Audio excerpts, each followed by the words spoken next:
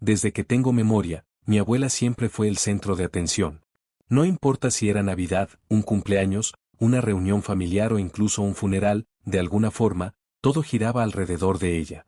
Era de esas personas que sabían exactamente qué decir, cómo poner cara de víctima y cómo manipular a todos a su alrededor para conseguir lo que quería. Siempre lo hacía con una sonrisa dulce y un tono de voz suave, como si fuera incapaz de hacerle daño a una mosca. Pero yo sabía que no era así.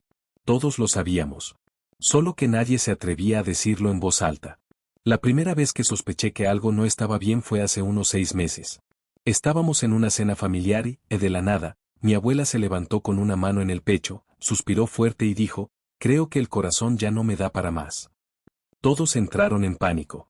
Mi madre empezó a llorar, mi tío llamó a emergencias, y yo solo me quedé ahí, viéndola. No había sudor, no había palidez, ni siquiera se le agitaba la respiración.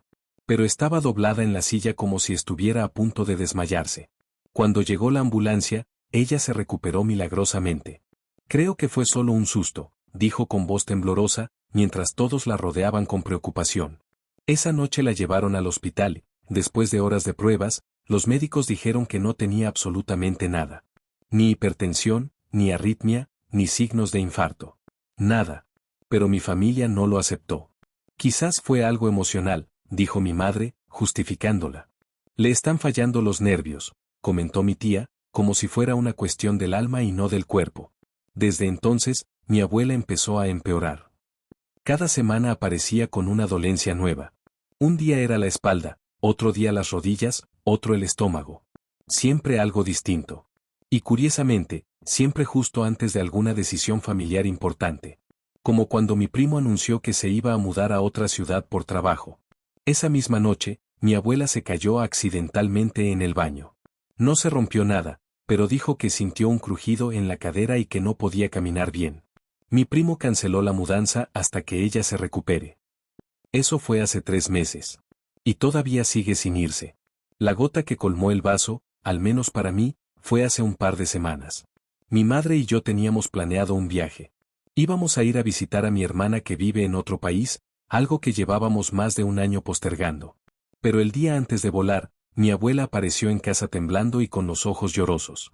Dijo que había recibido los resultados de unos exámenes de sangre y que tenía leucemia. Mi madre se desmoronó.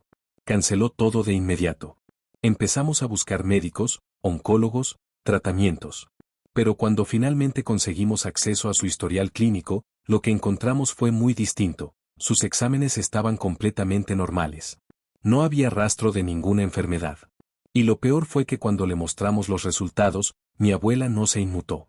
Solo se encogió de hombros y dijo, «Los médicos se equivocan a veces. Pero yo sé lo que siento». Me hervía la sangre. ¿Cómo podía seguir manipulándonos así? ¿Cómo nadie más se daba cuenta? ¿O si lo sabían y simplemente lo permitían por costumbre? Y ahí fue cuando empecé a planear algo. No una venganza como tal, más bien, una manera de abrirle los ojos al resto de mi familia. Porque si nadie quería ver la verdad, tal vez tendría que ponerla frente a todos, de una forma que no pudieran ignorar. No estaba seguro de si funcionaría. Pero estaba cansado de ver cómo mi abuela manejaba nuestras vidas como si fuéramos fichas de ajedrez. Así que me armé de valor, hice un par de llamadas, y el plan comenzó. Lo primero que hice fue hablar con mi prima Clara. Siempre fue la más sensata de todos nosotros, aunque solía mantenerse al margen para no meterse en problemas. La llamé y le conté todo, con detalles. Desde lo del infarto, hasta la caída en el baño y la falsa leucemia. Esperé a que se burlara de mí, o que me dijera que estaba exagerando. Pero en lugar de eso, hizo silencio. ¿Sabes qué?, dijo después de unos segundos. Yo también creo que está fingiendo. Ahí supe que no estaba solo. Clara me contó que la abuela le había pedido dinero hace un mes, diciendo que lo necesitaba para comprar una medicina especial que no estaba cubierta por el seguro. Clara, por supuesto, se lo dio. Pero días después descubrió que con ese dinero la abuela había comprado un televisor nuevo y una batidora carísima. Nunca le dijo nada a nadie, por respeto. Pero ahora que yo hablaba, ella también sentía que ya era suficiente. Con Clara de mi lado, empezamos a armar el rompecabezas. Hablamos con más primos, revisamos mensajes, cruzamos fechas. Era increíble cómo todo coincidía.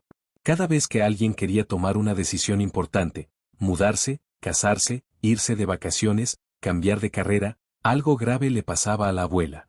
Un ataque de ansiedad, una caída, una enfermedad repentina. Y siempre que se hablaba de dividir su herencia, o de ingresarla en una residencia donde pudiera estar bien cuidada, mágicamente se ponía peor. El patrón era claro. Y el problema es que toda la familia giraba a su alrededor. Incluso cuando no estaba presente. Había una especie de culpa colectiva instalada, como si todos estuviéramos en deuda con ella eternamente por habernos criado, por habernos cocinado de niños, por habernos contado cuentos cuando enfermábamos.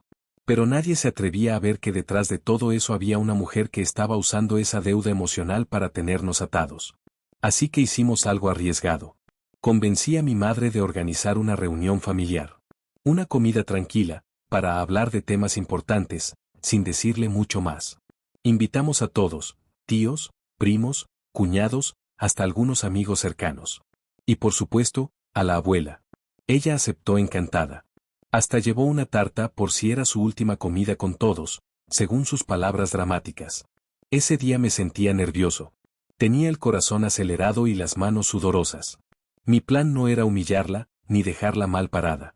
Solo quería que la verdad saliera a la luz. Que todos vieran lo mismo que yo estaba viendo.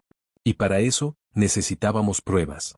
Antes de la reunión, Clara y yo hablamos con el doctor de la abuela. Un señor mayor, amable, que al principio se mostró reacio a compartir información, pero accedió después de que mi madre firmara una autorización. Y ahí estaba, en blanco y negro, todos los exámenes médicos de los últimos 2 años. Y todos estaban normales. No había diagnóstico de leucemia, ni hipertensión severa, ni enfermedades cardíacas. Nada. Absolutamente nada. Cuando llegó el momento, Clara fue quien tomó la palabra. Se paró frente a todos y dijo con calma. Hay algo que necesitamos hablar. Y es difícil, pero creemos que todos merecen saberlo. La abuela la miró con esa cara de confusión inocente que también le salía. Como si no entendiera nada. Como si fuera la víctima desde antes de que empezara el juicio. Pero Clara no se dejó intimidar. Sacó una carpeta con los exámenes médicos y empezó a leerlos en voz alta, uno por uno. Luego habló de la batidora, del dinero, del televisor. Yo completé con fechas, coincidencias, mensajes y llamadas. Hubo un silencio incómodo. Algunos no sabían qué decir. Otros parecían dolidos. Mi tío Ricardo intentó defenderla, diciendo que quizás ella creía de verdad que estaba enferma. Pero incluso él se fue quedando sin argumentos cuando la evidencia siguió cayendo sobre la mesa. Y fue entonces cuando la abuela habló. Con una voz muy bajita, apenas audible, dijo. Lo hice porque no quería quedarme sola. Y todo cambió. Nadie dijo nada durante varios segundos. El silencio era tan denso que se podía escuchar el leve zumbido del refrigerador en la cocina. Algunos tenían la mirada clavada en la mesa, otros miraban a la abuela, esperando una explicación que ninguno de nosotros sabía cómo procesar. ¿Cómo que no querías quedarte sola?, preguntó mi madre finalmente, con los ojos enrojecidos. La abuela soltó un suspiro largo, como si llevara años aguantándose algo. Desde que murió tu padre, esta casa se volvió muy silenciosa. Y después, ustedes empezaron a vivir sus vidas, que está bien, claro, pero yo, me sentía invisible. Nadie me llamaba si no era por compromiso. Nadie me preguntaba cómo estaba, qué había soñado, si necesitaba algo. Así que, me inventé cosas. Porque al menos así, me prestaban atención otra vez. Me quedé helado. No sabía si sentir pena, enojo o culpa. Probablemente un poco de todo. Y aunque en parte podía entender su miedo a la soledad, nada justificaba el daño que había causado. Manipuló a toda la familia, frenó sueños, viajes, decisiones importantes, todo por no sentirse sola. Lo peor es que lo hizo sabiendo exactamente cómo manejar a cada uno de nosotros. Mi prima Clara la enfrentó con la voz entrecortada. Pero abuela, nos mentiste. A todos. ¿Sabes cuántas cosas dejé de hacer por tus historias? ¿Cuánta ansiedad causaste en mamá, en los tíos, en mí? Ella bajó la mirada. Por primera vez, no tenía una respuesta. No una excusa ni una frase de víctima. Nada. Fue entonces cuando mi tío Ricardo, el más cercano a ella, el que siempre la defendía, se puso de pie, muy serio. Ma, esto no está bien. Nunca estuvo bien. Necesitas ayuda. Y nosotros también. La abuela levantó la mirada como si no hubiera esperado que él también le diera la espalda. Pero era obvio que esto no podía seguir igual. Ya no. Había cruzado una línea. Después de eso, la reunión se disolvió como cuando termina una obra de teatro. Sin aplausos. Sin abrazos. Solo un montón de personas recogiendo platos, en silencio, sin saber muy bien cómo continuar. La abuela se quedó sentada, sola en la cabecera de la mesa, mirando al vacío. No lloró. No gritó. Solo se quedó ahí, en ese mismo silencio que tanto decía odiar. Esa noche, mi madre vino a dormir a mi casa. No porque no quisiera quedarse con ella, sino porque simplemente no podía. Estaba emocionalmente agotada. En el sofá, con una taza de té entre las manos, me dijo: me siento traicionada. Pero también me siento responsable, como si por no verla, la empujamos a esto. Yo entendía su punto. Pero no dejaba de pensar en todo el dolor innecesario que se había provocado en nombre del miedo a la soledad. Lo que hizo mi abuela no fue solo un grito de auxilio. Fue una serie de actos premeditados para mantenernos a todos girando a su alrededor como planetas atrapados por una gravedad emocional que ella misma creó. Y ahí fue cuando se me ocurrió una idea. Una forma de canalizar todo esto, y quizás ayudarla de verdad. Pero no de la forma en la que ella estaba acostumbrada. La idea surgió mientras veía a mi madre dormida en el sofá, con la taza vacía entre las manos. Había lágrimas secas en su rostro y un gesto de cansancio que no le conocía. Me di cuenta de que todos estábamos agotados. Agotados de correr cada vez que sonaba el teléfono, de suspender nuestras vidas por miedo a ser malos hijos, de sentir culpa cuando simplemente queríamos vivir tranquilos. Y no se trataba de dejar sola a la abuela, sino de ayudarla, de verdad. No con atenciones manipuladas, sino con cuidados reales, profesionales, constantes. Así que al día siguiente, muy temprano, hablé con mi madre y le propuse algo que en otro momento habría sido impensable: buscar una residencia para adultos mayores. No una de esas frías y tristes, sino una de verdad buena. Un lugar donde tuviera atención médica, actividades, compañía. Donde no necesitara inventarse una enfermedad para que alguien la escuchara. Al principio, mi madre se resistió. ¿La vas a encerrar? ¿Después de todo lo que hizo por nosotros? Pero yo fui firme. No la estoy castigando. Estoy proponiendo una solución. Porque esto no puede seguir así. Nos mintió, nos manipuló, y lo va a volver a hacer si la dejamos. No necesita lástima. Necesita límites y cuidado. Y nosotros también.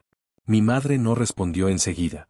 Se quedó mirando la taza vacía como si buscara una señal.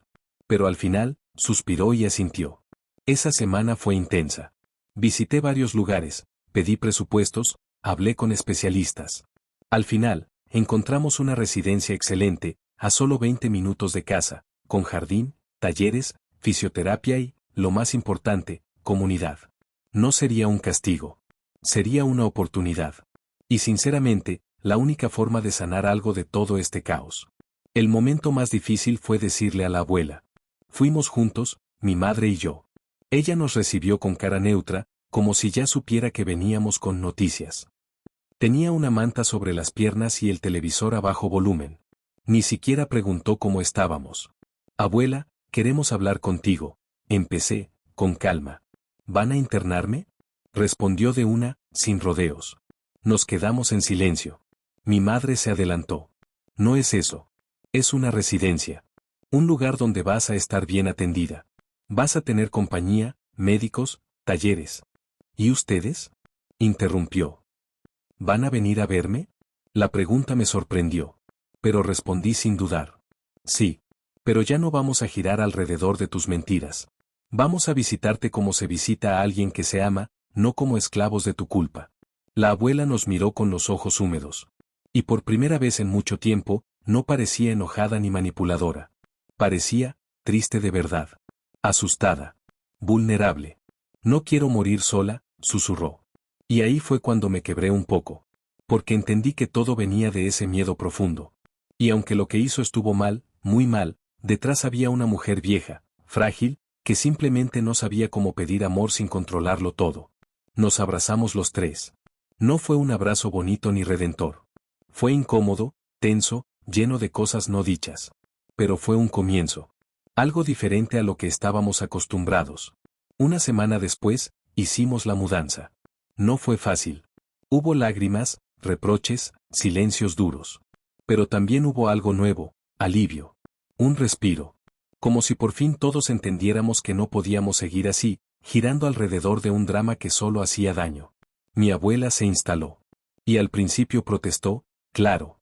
Pero al cabo de unos días, empezó a ir a los talleres de pintura. Se hizo amiga de otra señora que contaba chistes groseros. Y poco a poco, empezó a disfrutar del lugar. No porque lo eligiera, sino porque ya no tenía otra opción, más que dejar de fingir. Las primeras semanas en la residencia fueron una mezcla extraña de paz y culpa. Paz, porque por primera vez en años no recibíamos llamadas a medianoche. Nadie cancelaba reuniones familiares de último minuto por una emergencia. Nadie corría al hospital para descubrir que era una falsa alarma. La vida, de pronto, se sentía tranquila. Pero también culpa. Especialmente para mi madre. ¿Y si cree que la abandonamos? Me decía a menudo. ¿Y si de verdad se siente sola y no lo está fingiendo esta vez? Yo la entendía. Esa duda era venenosa. Habíamos vivido tanto tiempo bajo el chantaje emocional de mi abuela que costaba distinguir entre un verdadero sentimiento de abandono y una nueva manipulación encubierta. Pero algo me decía que esta vez era diferente. No sé si era intuición o simplemente esperanza.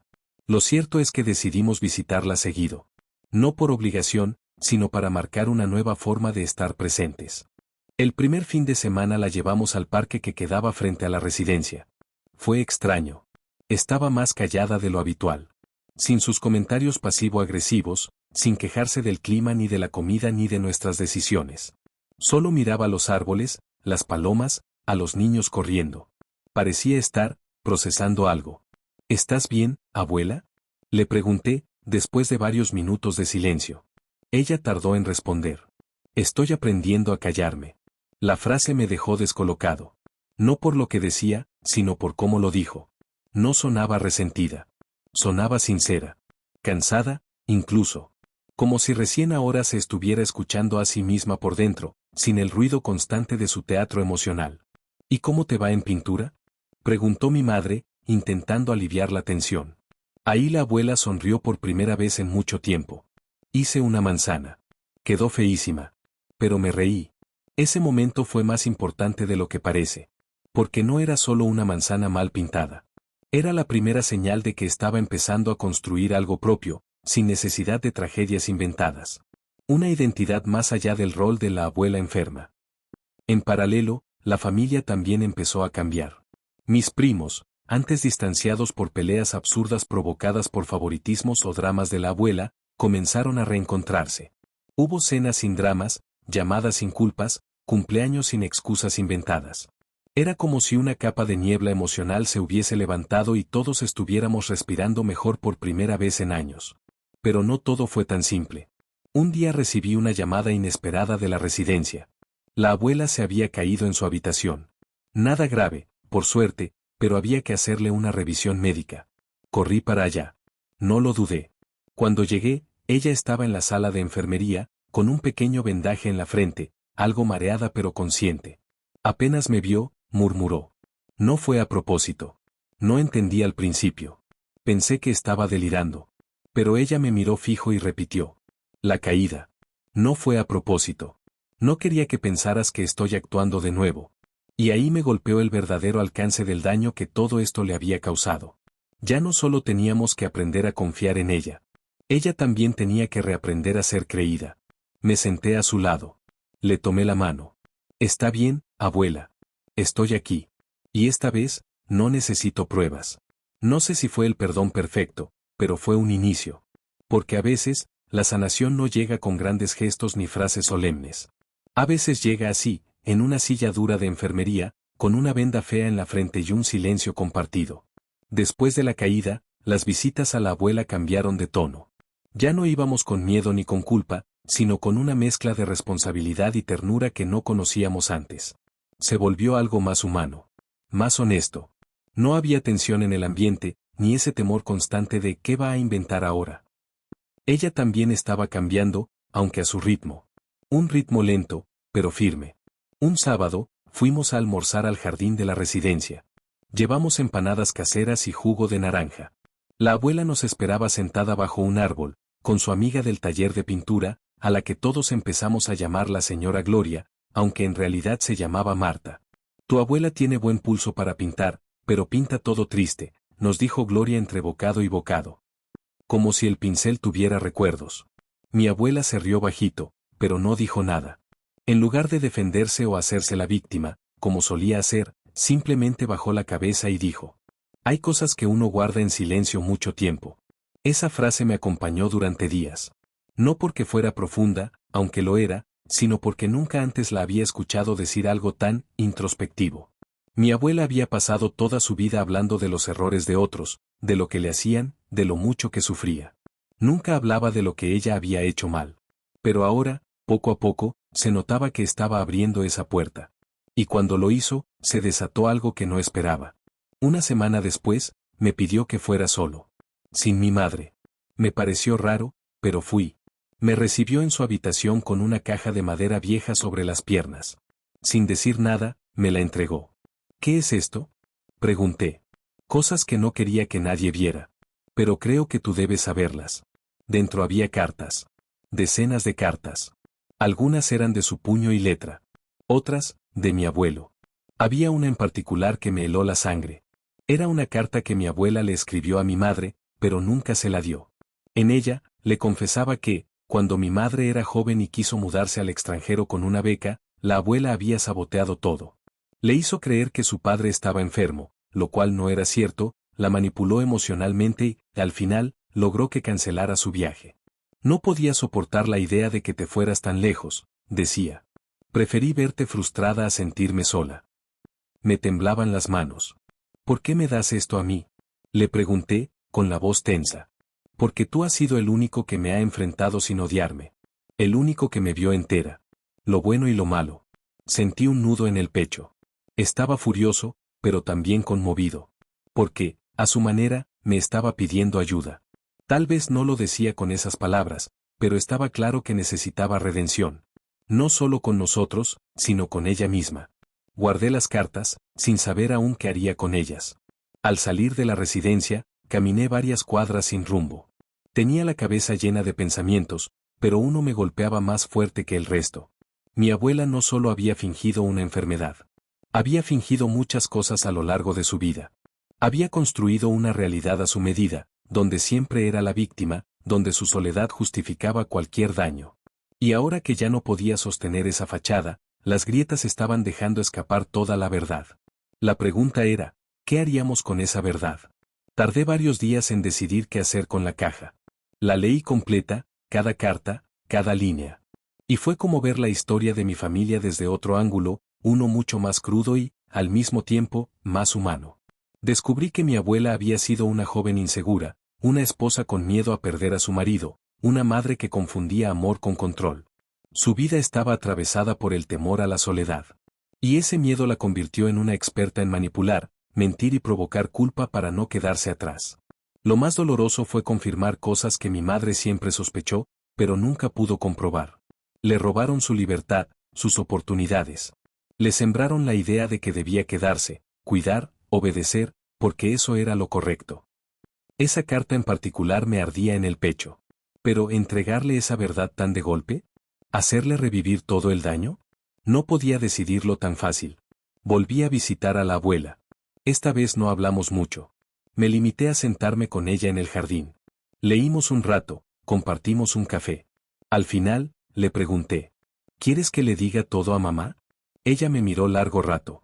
Su rostro no era el de una anciana débil, sino el de alguien que, por fin, había dejado de esconderse. Eso ya no me corresponde a mí, respondió. Si tú crees que ella merece saberlo, hazlo. Pero no para culparme. Ya no sirve de nada que me odien. Lo único que quiero es que puedan entender por qué fui como fui. Esa noche, llamé a mi madre y le conté todo. No leí las cartas frente a ella. Solo le mostré una. La de la beca. Su expresión fue una mezcla de rabia, tristeza y resignación. Siempre supe que algo no cuadraba, susurró. Pero me convencí de que estaba exagerando. Lloró mucho. Y yo también. Pero no fue un llanto de víctima. Fue un desahogo. Como si por fin pudiera decirse a sí misma, no fue tu culpa. Y eso, aunque no borra el pasado, te cambia el alma. Con el tiempo, las cosas encontraron un nuevo equilibrio. No perfecto, pero más justo. La abuela siguió en la residencia. Aprendió a pintar sin que todo fuera gris. Se volvió más tranquila, menos reactiva. No volvió a fingir enfermedades. De hecho, un día se enfermó de verdad, una gripe fuerte, y, por primera vez, nos llamó con calma, sin drama, solo para pedir compañía. Y fuimos. Por gusto, no por culpa. Hoy, cuando la visito, a veces hablamos del pasado. A veces no. A veces solo nos sentamos a mirar las hojas moverse, como si eso también fuera una forma de perdón. La caja sigue en mi armario. Cerrada. Tal vez algún día la abramos juntos, mamá y yo. Tal vez no.